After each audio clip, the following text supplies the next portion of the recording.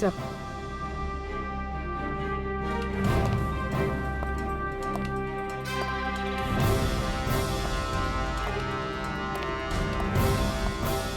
क्या हुआ? इतनी जल्दी में क्यों बुलाया? क्या है ये सब? ये सब क्या है?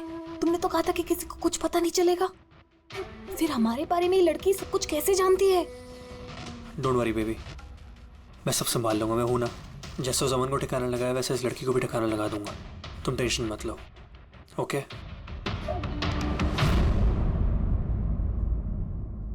पहले हमसे तो निपट लो। You are under arrest, Mr. Ashwin.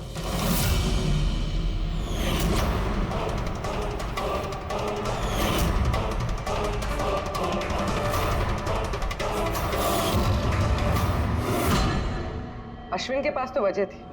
तुमने अपने बॉस का खून क्यों किया? हम दोनों एक दूसरे से प्यार करते हैं। जब मुझे पता चला कि अमन सर सीआरएम फार्मास्यूटिकल की जांच कर रहे हैं, तो ये बात मैंने अश्विन को बता दी ताकि वो लोग अपनी गलतफहमियां दूर कर सके। लेकिन इसने तो अमन को ही दूर कर दिया। क्यों अश्विन? मैं जानता था कि अमन को कुछ समझाने का कोई फायदा नहीं होगा। वो तो हमें जेल भिजवा के ही रहता।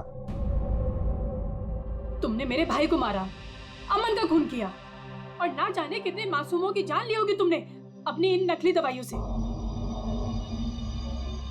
बिजनेस में बहुत घाटा हो रहा था, नुकसान पे नुकसान हो रहा था।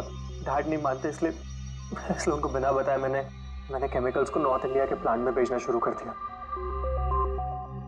उससे हम नशा बनाते थे। थोड़ा प्रॉफिट हो ही रहा था कि अमन ने सारा खेल बिगाड़ दिया। सिर्फ फायदे के लिए दवाइयों की जगह पे तुम ये जहर बनाने लगे थे, हाँ? मुझे कंपनी की हालत पता थी। मैंने अमन सर को अश्विन से मिलाया था ताकि वो कंपनी में इन्वेस्ट करके उसे डूबने से बचा सके। और अमन खुद को तुम लोगों से बचा नहीं पाया। ये सब कुछ मैंने अपने प्यार के लिए किया।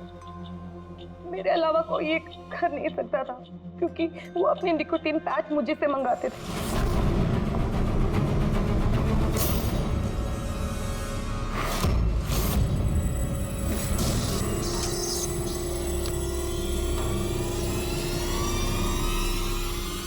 उसके अगले दिन जब हम अमन के घर पर गए।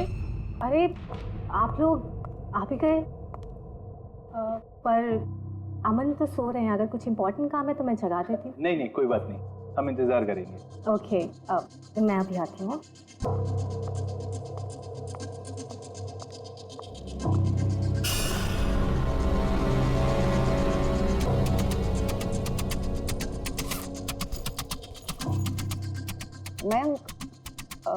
मैं जरा वॉशरूम होकर आऊं।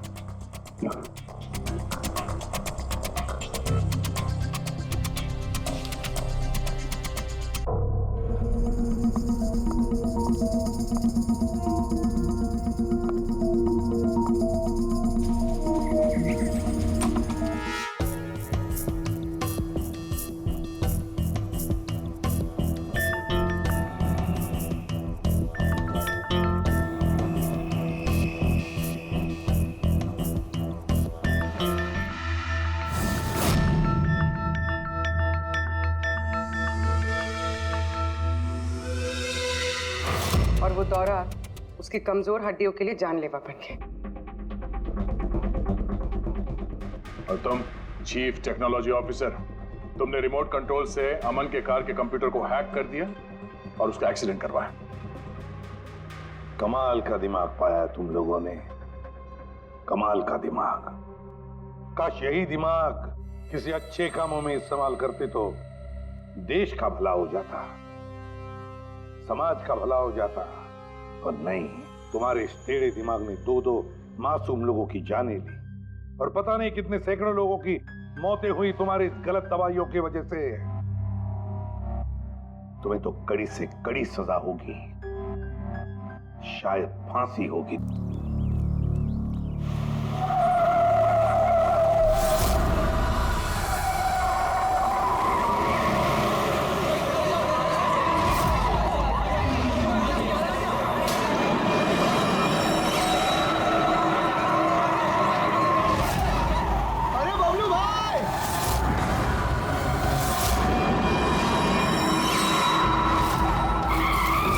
गाड़ी में कोई भी नहीं है।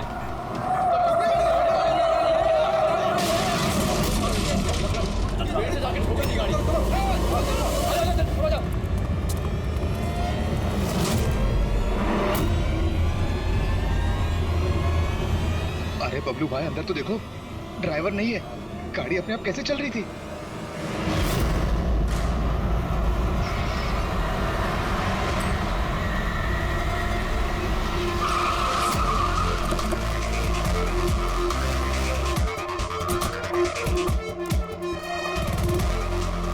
सलाम साहब। क्या बात है? एक्सीडेंट के केस में सीआईडी को बुलाया तुम लोगों ने? सर मुझे लगा है नॉर्मल एक्सीडेंट नहीं है, इसीलिए। क्यों, ऐसा क्यों लग रहा? सर आइए खुद ही देख लीजिए, आइए।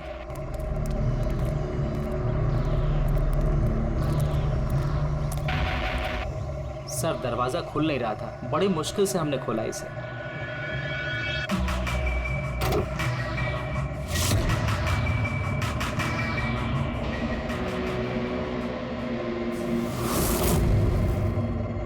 ये पहले किसने देखा?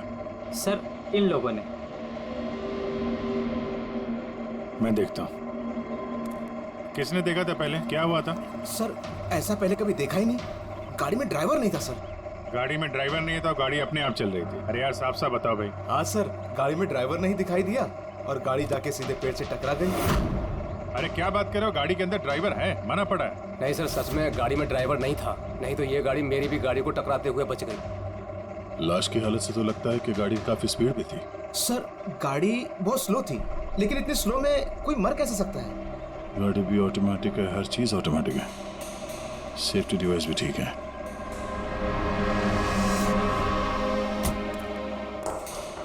ये लोग तो बोल रहे हैं कि इन लोगों ने इसे ड्राइव करते हुए देखा ही नहीं। अच्छा, तो हो सकता है ये ड्राइवर पहले से घायल हो, जिसकी वजह से ये ड्राइविंग सीट से फिसल के स्टीयरिंग के नीचे जो जगह वहां पे सरक गया और उसके बाद ही एक्सीडेंट हुआ हो। शायद इसीलिए नहीं दिखा होगा। कुछ पता चला कौन है? कुछ आईडी वगैरह? अरे हाँ, इसका नाम अमन है और उसका ये मोबाइल है पूरी तरह से टूट गया। और एक बात अभिजीत, ये गाड़ी ऑटोमेटिक है, ये देखो इंजन अभी भी ऑन है, ऑफ नहीं हो रहा है। हो सकता है जब ये एक्सीडेंट हुआ हो उसकी वजह से जो इम्पैक्ट हुआ उससे ये कार का कंप्यूटर क्रैश हुआ। यार ये लोग तो बोल रहे हैं कार बहुत स्लो थी जब टकराई। ऐसा इम्पैक्ट? कहीं कार के साथ कुछ छेड़छाड़ तो नहीं की गई? हो सकता है। ठीक है, गाड़ी को पुलिस गैराज भेजते हैं और इसको फोरेंसिक लैब। मैंने इस गाड़ी को अच्छी तरह से चेक किया है। इस कार को मॉडिफाई किया गया है, एक्स्ट्रा सेफ्टी फीचर्स दिए गए हैं। एक्स्ट्रा सेफ्टी फीचर्स जैसे कि? जो आम गाड़ियों में होता है उससे कहीं ज्यादा, जैसे कि एक्स्ट्रा एयर बैग्स, अच्छी क्वालिटी के शॉकअप्स, ज्यादा मजबूत कांच और अच्छी क्वालिटी के ज्यादा मजबूत सीट बेल्ट।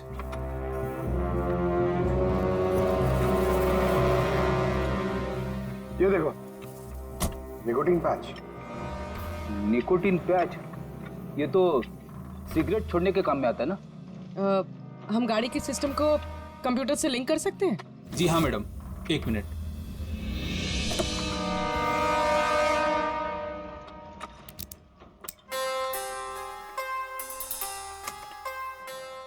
मैम, किसी ने सेटिंग चेंज किया है। कार के सॉफ्टवेयर को हैक किया गया है। खिड़की के कांच से लेकर ब्रेक तक सब कुछ कोई और कंट्रोल कर रहा था। अगर सब कुछ कोई और कंट्रोल कर रहा था, फिर हादसे के बाद इंजन उसने बंद क्यों नहीं किया? टक्कर की वजह से कार का वायरलेस सिस्टम डैमेज हो गया था, इसलिए कार बंद नहीं हुई। गाड़ी को हैक किया गया? मतलब ये एक्सीडेंट नहीं है, ये तो मर्डर है।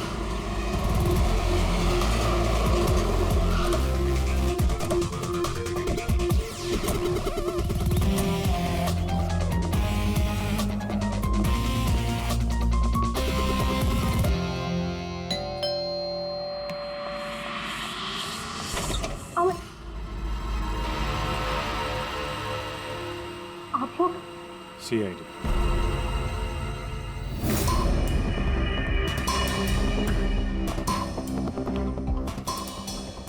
इस आदमी पर कोई टैंकर चढ़ गया था क्या? सारी की सारी हड्डियां टूट गई हैं। कोई टैंकर वैंकर नहीं चढ़ा था इसके ऊपर साउंड के। एक छोटा सा एक्सीडेंट हुआ था यार। छोटा सा? और वो भी किसी ने करवाया था। आपके पति अमन का एक्सीडेंट हुआ है और वो नहीं रहे। आपको कैसे पता? अमन को कार नहीं चलानी चाहिए थी। वो कभी कार नहीं चलाता था सर, क्योंकि उसे पता था कि छोटा सा झटका भी उसकी जान ले सकता है। पर आप लोग, मेरा मतलब है कि CID यहाँ पे। जी, क्योंकि हमें लगता है कि उनका खून हुआ है। खून? पर ऐसे कैसे हो सकता है सर? एक्सीडेंट से पहले तो अमन मुझसे फोन पे बात कर रहा था, हम दोनों फोन पे बात कर रहे थे कि अचानक फोन कट हो गया। मैंने बहुत ट्राई किया लेकिन फोन नहीं मिला। मैं समझ गई थी कि कुछ तो ठीक नहीं है। अमन कभी भी खुद गाड़ी ले जाकर इतना बड़ा जोखिम नहीं उठा सकता था। खुद ड्राइव नहीं करते हैं तो ड्राइव कौन करता है? सर, हमारा एक ड्राइवर है। कहाँ वो ड्राइवर कहाँ है अभी? उसकी तबीयत खराब थी, इसलिए वो छुट्टी पर है। कहीं उस ड्राइवर नहीं तो कुछ गड़बड़ नहीं गई गाड़ी में? नहीं सर, हमारा ड्राइवर बहुत ही भरोसेमंद इंसान है, वो ऐसा कभी नहीं कर सकता। पिछले 15 साल से वो हमारे लिए कार चला रहा है। सर, इसके शरीर पर 7 जगह हड्डियों के टुकड़े टुकड़े हो गए, 43 जगह हेयरलाइन फ्रैक्चर्स हैं और 21 जगह माइन्यूट फ्रैक्चर्स हैं। और हैरानी की बात तो ये है कि इसके पहले भी इसके शरीर पर बहुत सारे फ्रैक्चर्स हो चुके थे जो अब हील हो गए। बस इन हड्डियों के टूटने की वजह से इसके शरीर के नाजुक अंग जैसे हार्ट, फेफड़े, ये सब डैमेज हो गए और मौत भी शायद इसी वजह से हुई है। साळुंखे, ये जो निशान है स्क्वेरिश, ये कैसे निशान है? बस ये निकोटिन पैचेस के निशान है। इसके शरीर पे बहुत ज्यादा है। इसे सिगरेट पीने की लत थी और वो इसे छोड़ना चाह रहा था। Nicotine patches? अच्छा। और फिर यार अभी तारिका ने बताया कि इसके शरीर पर पुराने फ्रैक्चर्स के निशान भी हैं, बहुत सारे। ये पुराने फ्रैक्चर्स का क्या मतलब हो सकता है?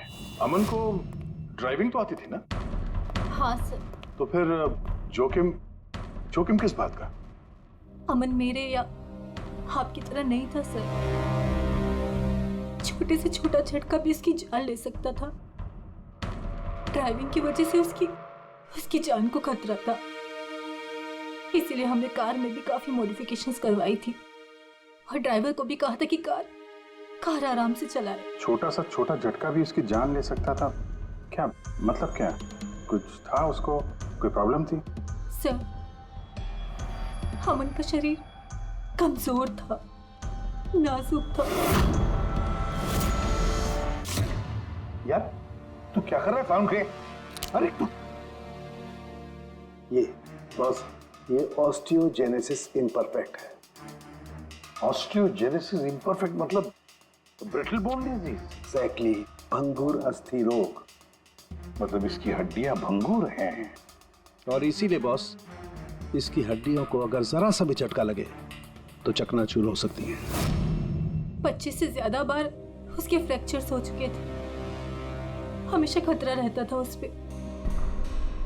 मुझसे जितना हो सके मैं उसकी सुरक्षा का ख्याल रखती थी ताकि उसे कोई झटका ना लगे। घर में, कार में हमेशा उसकी सुरक्षा का ध्यान रखती थी। यहाँ तक कि जब अमन को पता चला कि सिगरेट पीने से हड्डियां कमजोर होती है तो अमन ने पूरी कोशिश की सिगरेट छोड़ने की।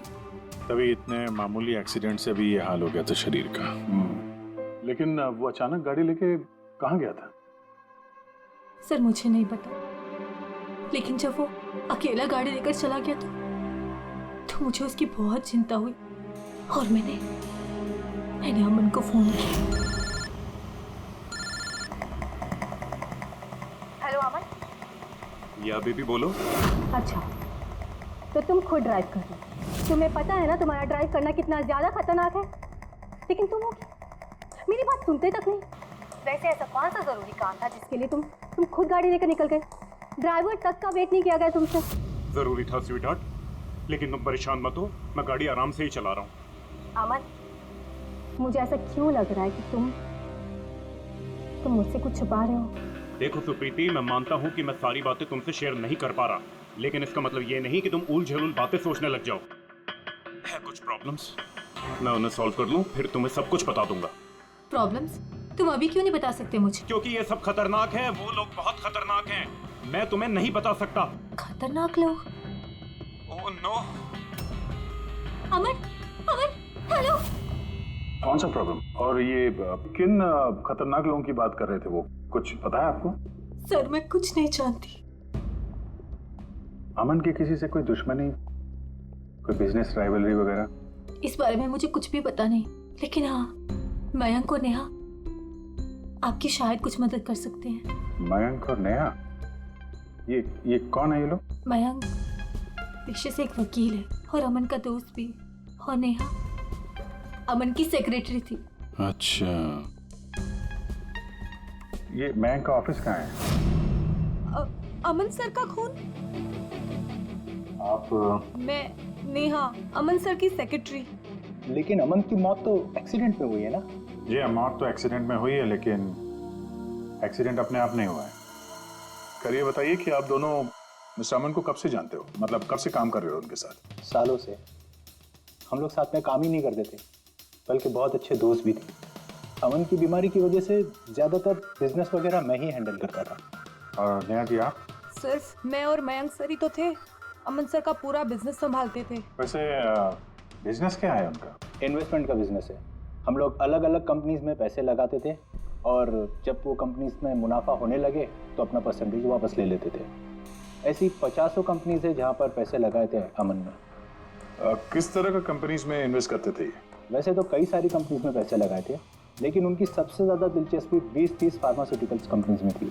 फार्मा कंपनी या दवाइयों की कंपनी? जी, ये कंपनीज बहुत नुकसान में चल रही थी, लेकिन आपको तो पता ही होगा अमन की बीमारी के बारे में। और ये कंपनीज उसी बीमारी का इलाज निकालने की कोशिश कर रही थी, और अमन का सपना था कि इस बीमारी का इलाज संभव हो जाएगा तो किसी और को वो तकलीफ नहीं उठानी पड़ेगी जो उसे थी। और सर अभी तो उन कंपनीज में फ़ायदा भी होना शुरू हो गया था। कोई दुश्मनी, किसी से कोई लड़ाई झगड़ा? नहीं सर, ऐसा तो कुछ नहीं था। अगर कुछ होता तो वो मुझे ज़रूर बताते थे। अमन की वाइफ का कहना है कि पिछले कुछ दिनों में वो परेशान लग रहा था। आपको जानती? परेशान तो थे, मगर मुझे कुछ बताया नहीं। मुझे लगा काम का प्रेशर होगा बस। आपने बताया था कि दवाइयों की कंपनी जो नुकसान में चल रही थी, उनमें से कुछ को फायदा होने लगा था। सबको नहीं सर, शायद एक को। मुझे उसकी डिटेल चाहिए। जी, मुझे अकाउंट चेक करना होगा। ठीक है। और मुनाफे के अलावा कोई ऐसी बात जो आपको अलग लगी या फिर कुछ अजीब सी हो, वो भी बता दीजिएगा।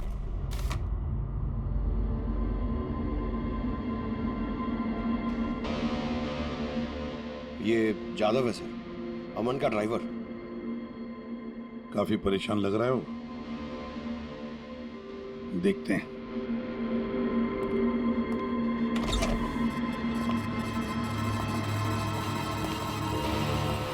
जादव?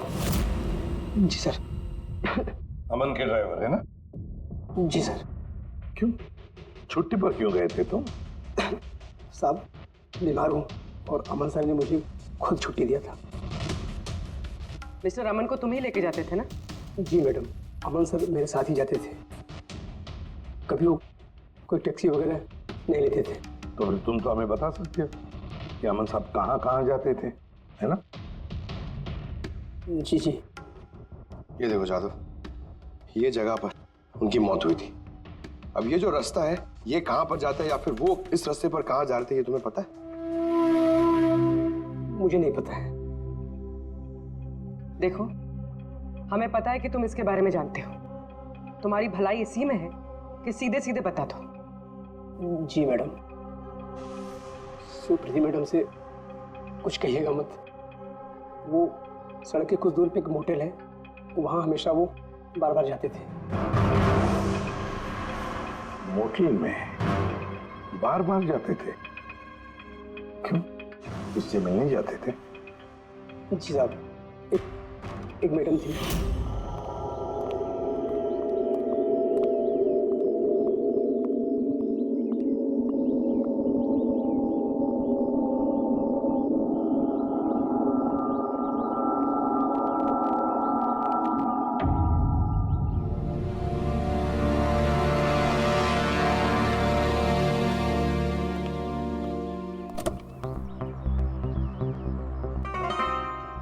सुन जादव, ये जो कुछ भी तुमने देखा इस बारे में किसी से कुछ मत कहना, सुप्रीति भाभी से भी नहीं, समझे?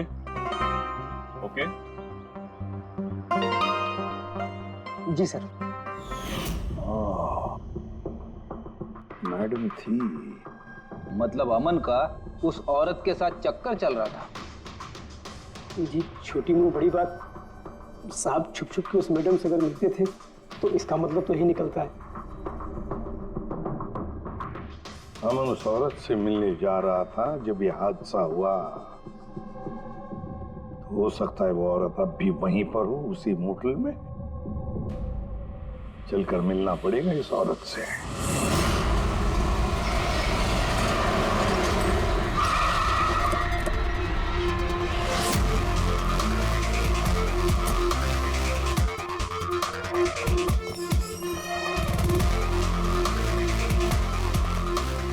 Excuse me?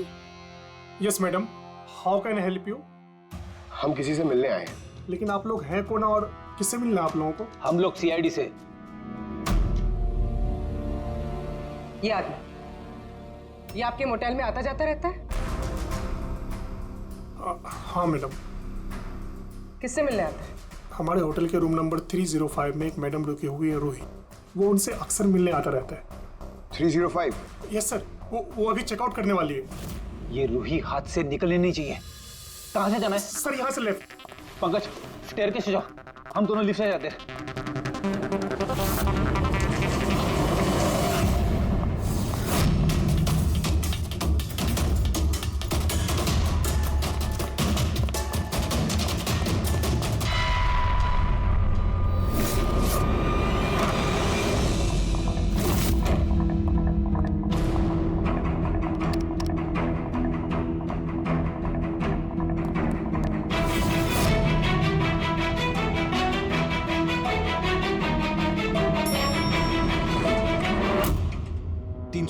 सर उतर।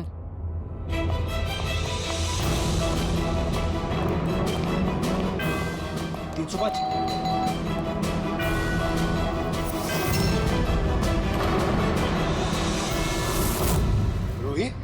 नो। रुको। पूर्वी! रूही, मुझे मत मारो, मुझे मत मारो प्लीज। रुको। रूही, रूही, रूही, रूही, रूही, रुको, रूही।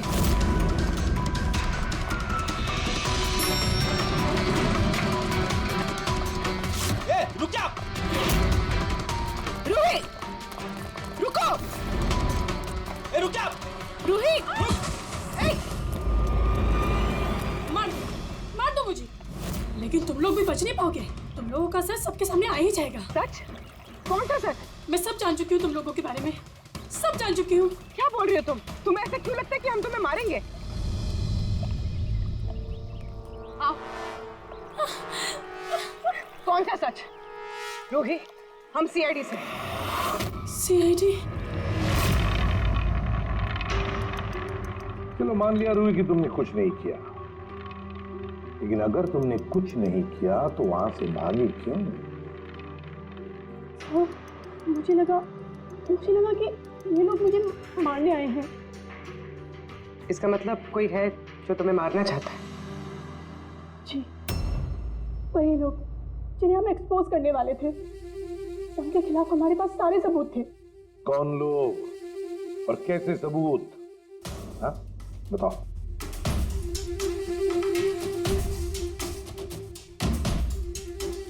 इसे तुम जानती हो ना, यमन है ना, इसी के साथ तुम मिलकर काम करती थी, इसी के साथ मिलकर तुम उन लोगों को एक्सपोज करने वाली थी जिसकी वजह से अमन की जान चली गई। देखो रूही, अब शायद तुम्हारा नंबर है, वो लोग तुम्हें मारेंगे। सर मैं मरना नहीं चाहती, मैं मरना नहीं चाहती सर। तो फिर बताओ जल्दी, कौन लोग हैं वो? उनका राज छुपाने से वो तुम्हें छोड़ेंगे नहीं। सर,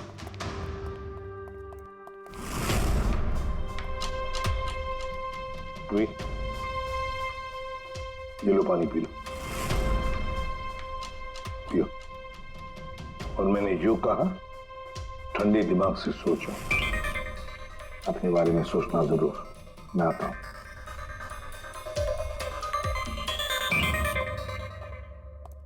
घबराई हुई है, डरी हुई है। लेकिन अब डरने की क्या जरूरत है सर? अब तो सीआईडी के पास है वो। लेकिन सर वो हम पे भरोसा नहीं कर पा रही, थोड़ा वक्त लगेगा।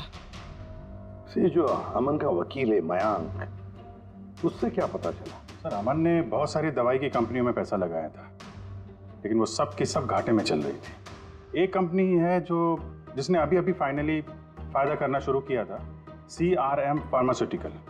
और सर, ताजुब की बात यह है कि अमन ने पिछले हफ्ते ही इस कंपनी के साथ जितने भी डीलिंग्स है वो सब तोड़ दिए, और मयंक भी इस बात से काफी हैरान था। वही तो समझ में नहीं आ रहा है कि इस अमन ने जब ये कंपनी लॉस में जा रही थी तब उसके साथ तो डील नहीं तोड़ा, और जब ये कंपनी प्रॉफिट कर रही है तब डील तोड़ने जा रहा है। और सर, वो मयंक से कभी कोई बात छुपाता नहीं था, उसने ये बात मयंक को बताई भी नहीं।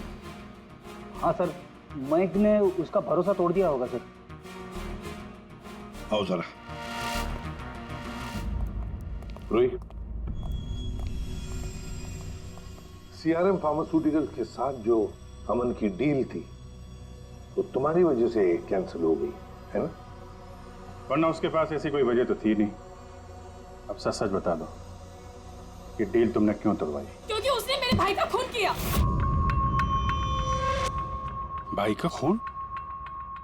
सर, मैं जिस शहर से आई हूँ उस शहर में बहुत पोल्यूशन है। मेरे भाई को पोल्यूशन से बहुत एलर्जी थी, उसे सांस लेने में बहुत तकलीफ होती थी। वो तो सिर्फ दवाइयों पर ही जिंदा था। एक मिनट, और वो दवाइयाँ थी CRM फार्मास्यूटिकल कंपनी की, हैं? जी सर, और सबकी सब नकली थी। मेरे भाई के ऊपर कोई असर ही नहीं कर रही थी, और ये बात हमें बहुत लेट पता चली, और मेरे भाई की जान चली गई। तुम्हें कैसे पता चला कि वो दवाई नकली थी? सर, मैं खुद एक प्राइवेट कंपनी में केमिस्ट थी। जब ये दवाइयाँ मेरे भाई पर असर ही नहीं कर रही थी तो मुझे शक हुआ कि क्या बात हो सकती है। तो मैंने उन दवाइयों को खुद से टेस्ट किया और मेरा शक बिल्कुल सही निकला। सारी दवाइयाँ नकली थी। नकली थी मतलब? सर, हर एक दवाई एक खास केमिकल से बनती है, और जिस दवाई की मेरे भाई को जरूरत थी वो केमिकल तो उस दवाई में था ही नहीं, जिसकी वजह से वो दवा उस पर असर भी नहीं कर रही थी। और अमन इस कंपनी में एक इन्वेस्टर था। जी सर, इसलिए मैं उससे मिलने भी गई थी, लेकिन वहां जाके पता चला कि इसमें तो उसका हाथ है ही नहीं, और उसने मुझसे प्रॉमिस किया कि वो मेरी इसमें मदद करेगा।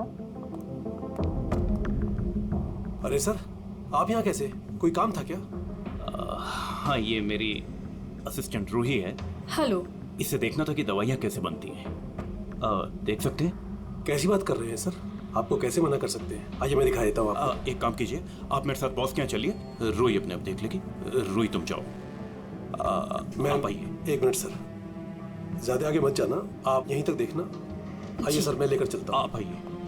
आइए सर।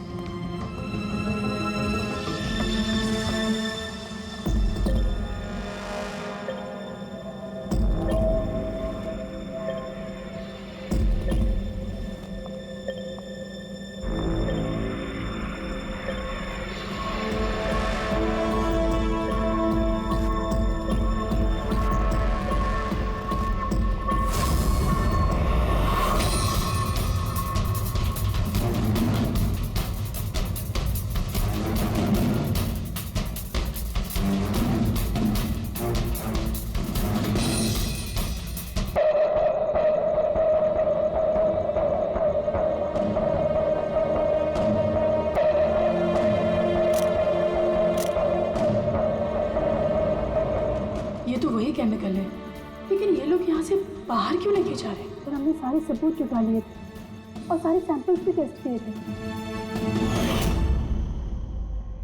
एक बात तो पक्की है कि सामन की मौत और सीआरएम फार्मास्यूटिकल्स का कोई ना कोई संबंध जरूर है। कुछ ना कुछ तो गड़बड़ जरूर है। बॉस, इतनी सुरक्षित कार होने के बावजूद इसकी हड्डियां कैसे टूटी ये पता चल गया। अच्छा सर, अमन के खून में से हमें एक ऐसा केमिकल मिला है जिससे एपिलेप्टिक फिट्स आते हैं, मिर्गी का दौरा। माय गॉड, यार अमन को तो ब्रिटल बोन डिजीज था। मिर्गी का दौरा आ जाके वो गिर जाता, उसकी हड्डियां टूट जाती। इसी की वजह से इसकी मौत हुई है। तो मतलब जिसने भी ये किया वो जानता था अमन के ब्रिटल बोन्स डिजीज के बारे में। उसने बड़े चालाकी से उसका नाजायज फायदा उठाया। पहले उसने अमन की गाड़ी का कंप्यूटर हैक किया और फिर एक्सीडेंट से पहले उसे उस केमिकल का इंजेक्शन दिया जिसकी वजह से उसे मिर्गी का झटका आ जाए। उसे मालूम था अमन किसी भी हालत में बच ही नहीं सकता। अगर मिर्गी का झटका आ जाता तो वो गिर जाता, जिसकी वजह से उसकी हड्डियां टूट जाती और वो मर जाता। अगर उसमें से भी बचता तो कार के एक्सीडेंट में से तो बच ही नहीं सकता था वो।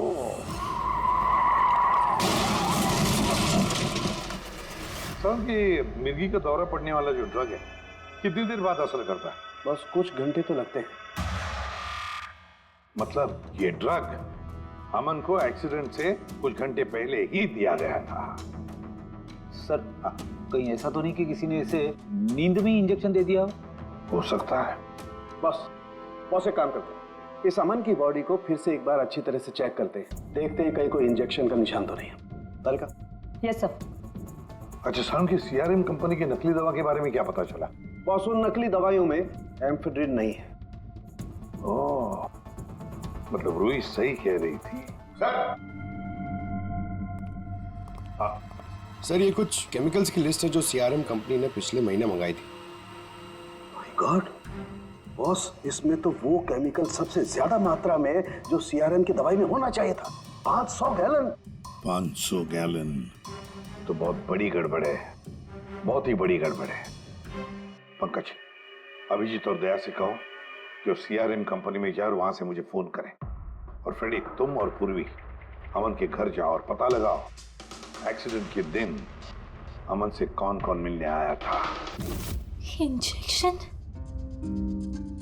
सर, अमन तो इंजेक्शन से बहुत डरता था। ऐसा हो ही नहीं सकता कि वो खुद को इंजेक्शन लगा ले। अपने आप नहीं लगवाया होगा तो किसी डॉक्टर से लगवाया होगा। नहीं सर, अमन तो इंजेक्शन के नाम से कोसों दूर भागता था और उसकी हेल्थ बिल्कुल ठीक थी। अगर कोई भी प्रॉब्लम होती तो वो कम से कम मुझे बताता। किसी और से नहीं लगवाया, खुद नहीं लगाया, तो फिर वो केमिकल उसके खून में पहुंचा कैसे?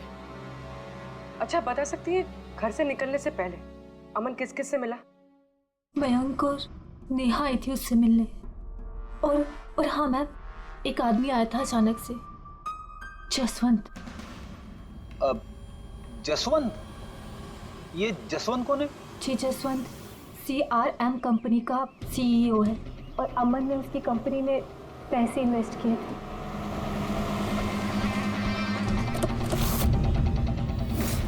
जसवंत, आप अमन के घर गए थे उससे मिलने के लिए उसके एक्सीडेंट के कुछ घंटे पहले?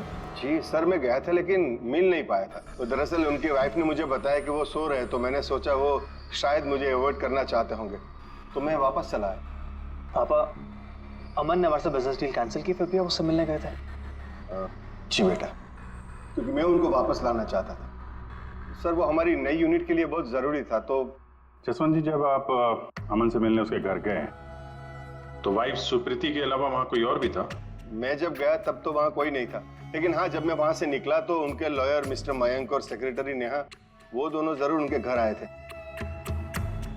अच्छा, ठीक है, thank you very much. Boss, ये देखो, ये निकोटिन पैच का हिस्सा और यहाँ पर देखो ये इंजेक्शन का निशान। खूनी ने यहीं से वो मिर्गी के दौरे वाला इंजेक्शन इसे दिया है। इसका ये हिस्सा सुन्न करके, हाँ, और वो इस पैच के जरिए। इसे इमला पैच कहते हैं। इमला पैच? ये बच्चों को इंजेक्शन लगाने से पहले लगाते हैं ताकि वो पर्टिकुलर एरिया सुन पड़ जाए और उन्हें दर्द ना हो। अब बस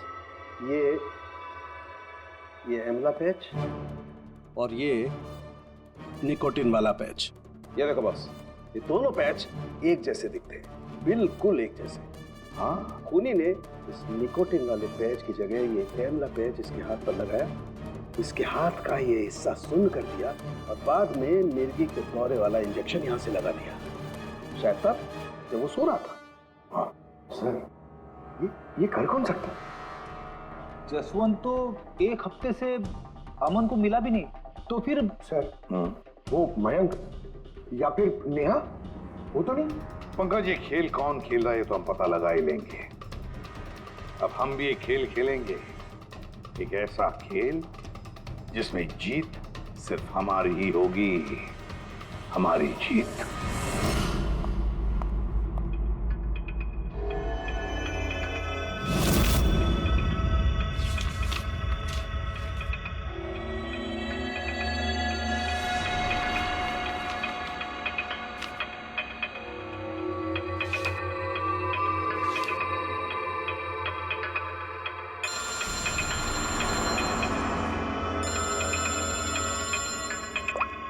हेलो, मेरा कुरियर तो तुम तक पहुंच गया होगा। कौन है तुम? और ये सब मुझे क्यों भेजा है? तुम लोगों ने अमन को तो मार डाला, लेकिन तुम लोग मुझ तक नहीं पहुंच सकते। अगर तुम लोग चाहते हो कि मैं अपना मुंह बंद रखूं, तो मुझे 5 करोड़ रुपए देने होंगे।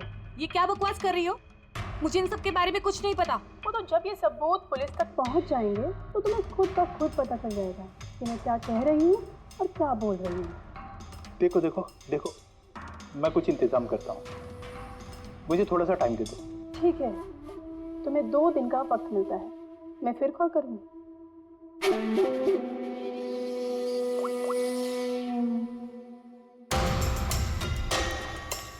तो मास्टरमाइंड ये मयंक है।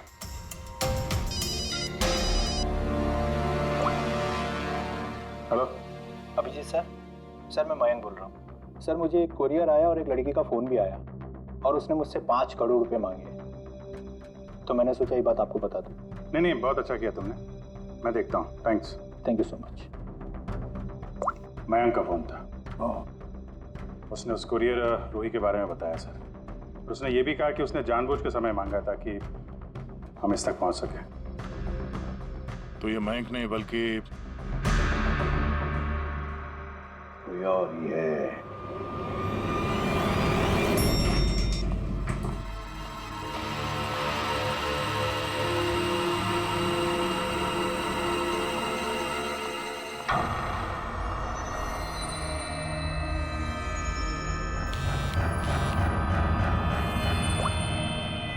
हाँ सर। पूरी इसमें यहाँ पर नजर रखी है ना तुमने? हाँ सर, वो अभी अभी यहाँ से निकली है। कड़ी नजर रखना पूर्वी, बिल्कुल कड़ी नजर। अपनी नजरों से ओझल मत होने देना उसे। ये नेहा ही हमें उस खूनी तक पहुंचाएगी। सर